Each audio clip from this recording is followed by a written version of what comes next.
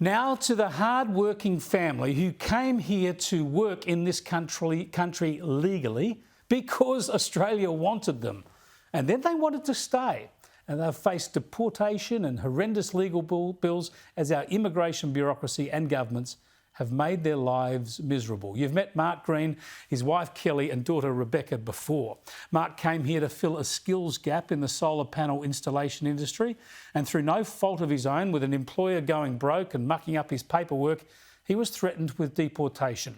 Both Mark and Kelly have worked all along. They've paid $8,000 a year as non-citizens for Rebecca to go to government schools here, and they've spent over $100,000 on legal bills simply because they want to stay and work and live here. This case has been so galling because the Albanese government has let the ISIS brides back in.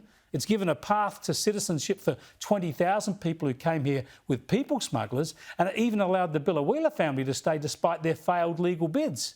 But at the same time, the Green family, who came here legally, have been treated appallingly. Well, tonight, some great news. They've been switched from a bridging visa to a long-term working tourism visa, and they can now apply for permanent residency. Mark and Kelly join me now live from their Adelaide home. Thanks for joining us, Mark and Kelly. Just tell us how significant this move is and how optimistic you feel about it.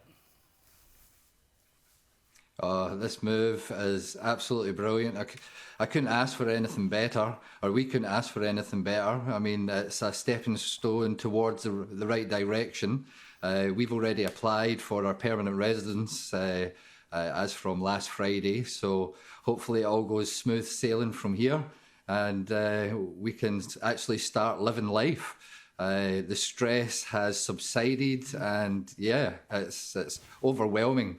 And if it wasn't for the support of everybody watching and listening to our story as it went along, and yourself and the ministers, we wouldn't be in this position, you know, we'd be back in Scotland. So I can't thank everybody that's had a part in this enough for their support and kind words along the way. Yeah, well, good on you, but it shouldn't have been this tough, and it's not over yet. You get to apply for permanent residency. How long will that take, Kelly? Are you worried that'll take too long? Yeah, I think it will take a few months, so it will. Yeah. Yeah, it shouldn't take a few months. The minister should be able to approve this one immediately, you would think, and that's what we'll call on them to do tonight.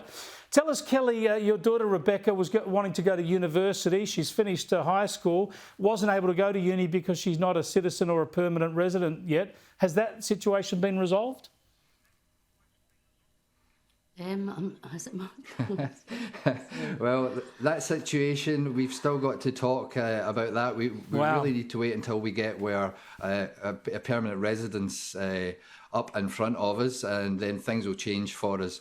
But we are looking into universities as we speak, so that we're ready for when we can actually apply for her.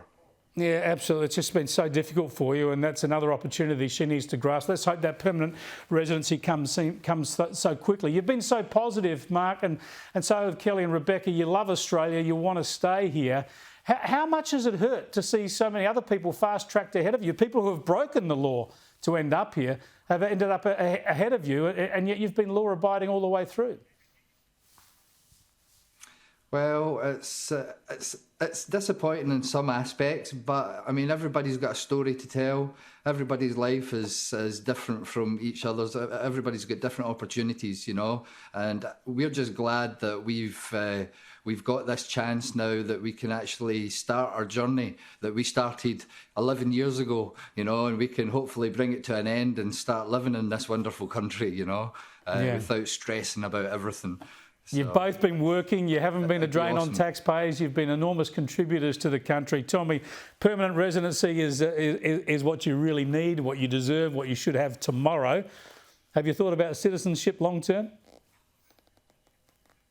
Oh yes, definitely. As soon as we get our permanent residence granted to us, then we will apply for our citizenship, yes, 100%.